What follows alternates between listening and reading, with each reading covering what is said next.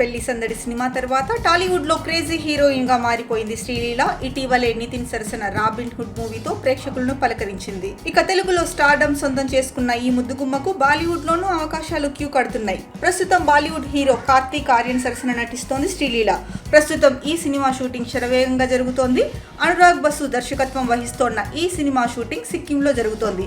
ఈ సందర్భంగా movie team అంతా కలిసి ఆ రాష్ట్ర సీఎం ను కలిశారు.